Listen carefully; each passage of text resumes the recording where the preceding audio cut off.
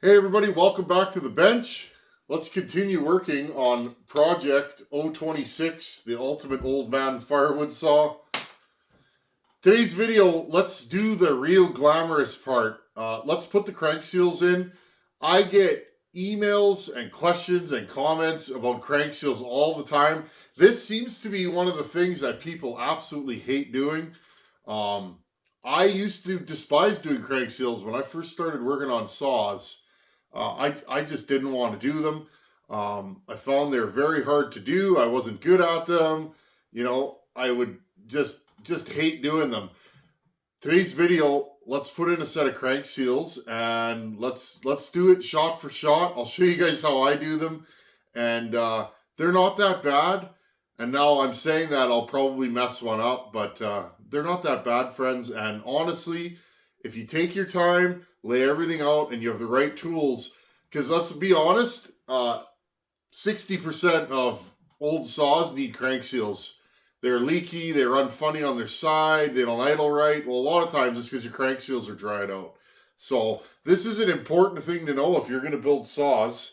And really, this is the one thing that people hate doing. So let's get to the bench. We'll lay this 026 out and let's start building this thing. But we got to start with the real glamorous stuff, not the porting or any of that stuff.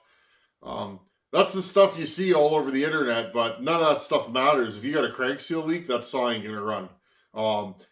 Especially ported. When you port a saw, you'll take a poor running saw and make it run horribly. So anyways, let's put some crank seals in.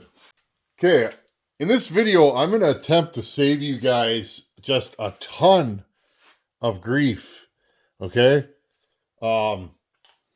This is your bearing on your steel. Now these crank seals go inside the bearing. That's why they're proprietary. Now, first things first, if you try and push this down, you will what's called prolapse the seal. I'm going to grab a seal and prolapse it for you guys so you can see what's actually going on. This big lip here will fold the seal inside out, okay? This is where most people get it wrong. They just put this in here and they beat on it and hammer it in and go, there we go, that wasn't so hard. And then they fire up the saw and guess what? The leak's worse. Give me a second here. Okay, this is a generic steel seal, okay?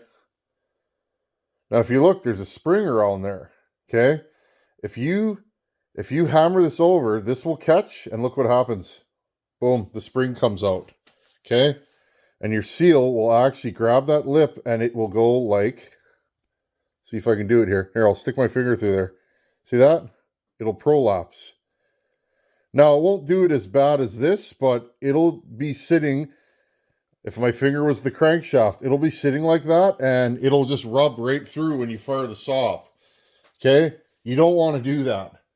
So, how do you get around that? Well, first things first, friends, this is what I always do. I got this cool little oiler. Somebody gave this to me, and I think it was at Bunyan. You know who you are if you're out there. Post a comment. One of you gave this to me. It's a little oiler, and you push the button down, and oil ends up flowing. See that? Out of the tip. So I've been using this. It's great. Look, I can put oil right on those bearings without over oiling anything. Okay, just hold the trigger down. You get one drop at a time of oil. Every time you push the button, pretty much one drop gets out. Okay, I'm going to oil these bearings a little bit. Now, do you need to do this? I don't know. Okay, there's no scientific evidence that this does anything. You know what it does? It makes me feel like I am doing everything I can to make this saw have the best first minute of its life. Okay? So, that's all I'm going to say. We do the things we do as mechanics because we feel like it works. Okay? Got some oil in there. Now, I'm going to take a drop or two. I'm going to put them on my finger. And I'm just going to go and rub this seal. Okay? I don't want to put these seals in dry. Again, you can. I've done it. The seal is fine. Now, here's the magic, friends. All I do, they make tools for this, but this is a piece of a plastic water bottle right here. I cut the top off, okay? And I just make a little cone. Now this will not cut the seal. And all this will do is make a little ramp to get the seal over. Now, I made one that was bigger than the other, and I believe this is the one. Okay? Take this. I hope you guys can see this. Wrap it around over that lip. Okay? Zoom you guys right in. See? It's over the lip. Now, I'm just going to hold this here. I'll take this seal. Back you guys out a little bit. And I just insert it over the cone. Okay? Making sure the cone goes through the seal. Okay? Now I'm going to push this down with my fingers and try and get it as straight as humanly possible. Okay? It'll sit there. Okay. So that is straight now. Okay? More or less. Now, what I use, I have all different sizes and shapes of these, friends. These are plastic seal drivers. You can buy a kit. If you're in Canada, these are from Princess Auto. Okay. If you're in the States, Harbor Freight, I'm guessing. Okay, I'm going to use this one. It fits perfectly. Okay, and I need a socket. Okay. Just like that. Now, I'm just going to grab a hammer. Got a partial to this one. This is my granddaddy's. A lot of my, well, not a lot, but a bunch of my tools are from my grandfather. He died when I was 3. He was a millwright and a jack of all. And I remember my baba, my grandmother, we're Ukrainian folk over here. My baba, one day when I was young, I used to go to her garage. One of those bike pictures I posted in the last video was outside of my grandma's workshop behind her house. And that was my grandfather's shop. And I remember her coming in there one day with like a pop and a sandwich and saying how much it reminded her of when my grandfather was alive because he was always in that shop. So I think a lot of my drive to fix things is genetic. I think I was born with it. Okay, right here. Now, here's the key, friends. Here's the key. I cannot overdrive that seal because this is bigger than the bearing, okay? Now, it's a little bit crooked. I'm going to hit it on this side. Actually, here, I'll show you guys. Okay? It's sticking out there just a little bit. You guys can see that. Okay? This side's flush. So we're going to go in there. Zoom you guys in a little bit. Move this back. Okay, all I'm going to do is put this back on there, and I'm going to hit that side. And I just felt it go in, okay? Now, this whole seal is completely flush. I'm just going to go around. Now, friends, I'm a little scared. There is a massive hornet's nest in the wall of this shop. I can hear it. They're buzzing, and I did a little test before we started filming. I heard the wall buzzing. I opened up my toolbox and it hit the wall and I heard the wall buzz and I was like, oh no, prepare to run. Now, friends, I am a land-based creature, but I'm a slow-moving land-based creature. So anyhow, I'll have to deal with that another day. Okay, now take this. There you go. Now let's have a look-see. With any luck, and it looks good. This seal, I'm just looking at it here, friends. Seal should be perfectly installed, and which it is. Okay, can you guys see that? Looks like there's dirt on there, but it's not dirt. Okay, now I'll give this a little spin. It feels tight on there. It went on beautifully, and I think we're good, friends. Okay, now for the hard one. That was the easy one. This one does not have a step at all.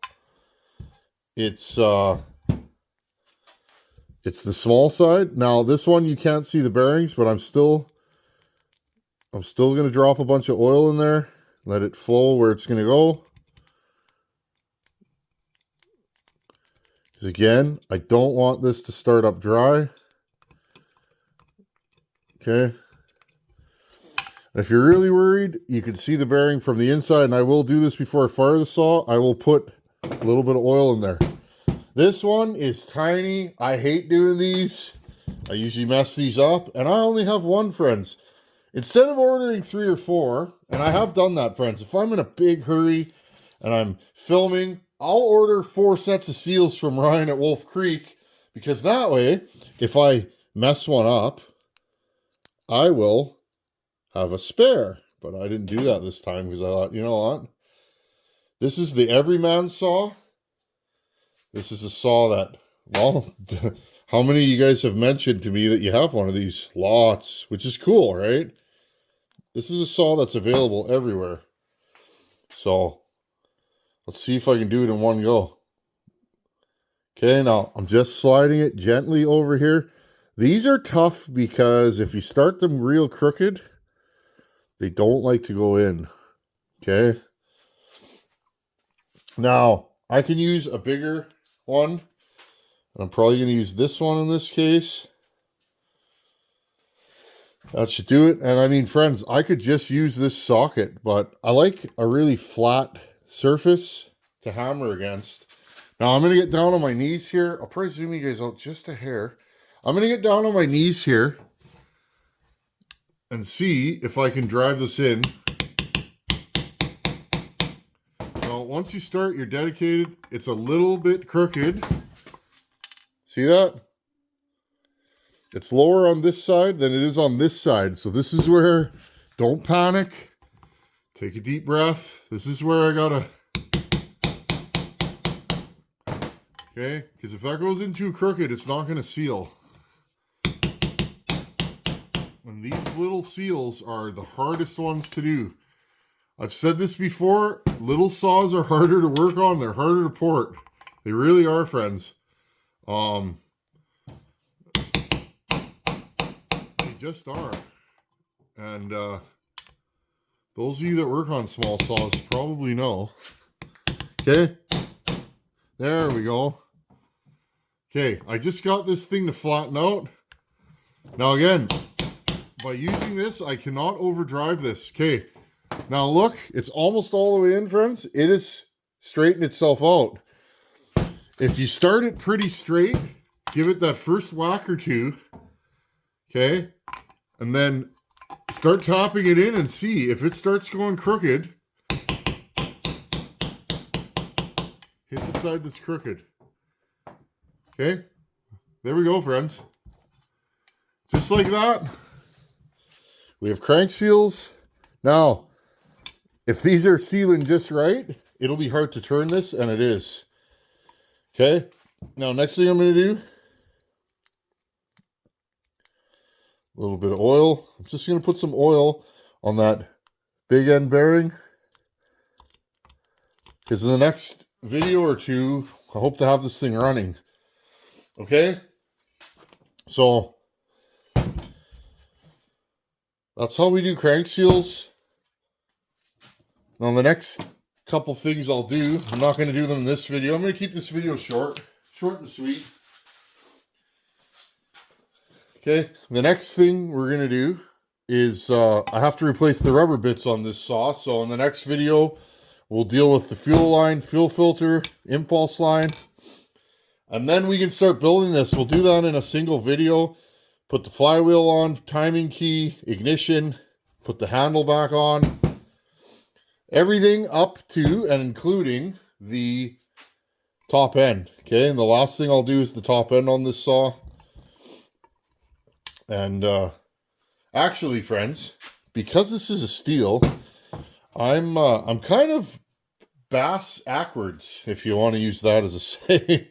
You guys know I don't swear on the channel. I do swear in real life. I just don't do it on the channel because children watch this. I take that very seriously. I'll probably, friends, thinking about it, I'll get the handle assembly prepped and I'll put the cylinder on, because the intake has to go through the back of the handle. And I find it's easier if the cylinder's on and I slide the handle in and then pull the intake in. So that's probably how we'll do it. But anyways, friends, crank seals, don't be afraid of them. They're cheap like borscht, and order a couple sets if you're doing a saw. And if you mess one up, throw it out and start over again. The first time I did this model of saw, like 10 years ago, darn near, it probably was 10 years ago, I went through 3 of these before I got that in. So practice makes perfect, and it's not that bad once you get used to it. Well, I hope that helped you guys out. Don't be afraid of crank seals, because without a good crank seal, you don't have a good running saw. This is the stuff that matters. Everything else it just doesn't matter. This is the stuff that gets your saw up and running, and it's not the most common thing to see on the internet because it's not glamorous, friends. It's the boring, mundane, mechanical stuff. But honestly, to build a good work saw, you have to be a good mechanic. You can't be a poor mechanic and a good porter. You know, you can port till the cows come home, but if you can't diagnose a problem and fix it, your porting is for nothing. So, and even if you're just a regular fella and you're trying to rebuild saws, if you have an old saw and has runnability issues or a scored piston and you're doing a top end, always, always, always pop those seals out. Have a look at the bearings. Make sure they're good. If they're good, put a new set of crank seals in. You'll never have a saw that doesn't run good. Rarely, if you do all those things. So, anyhow, friends, thanks for hanging out here. Hope that helped you guys out, and I'll see you guys in a couple days. Later. Ah, that's scary. Later.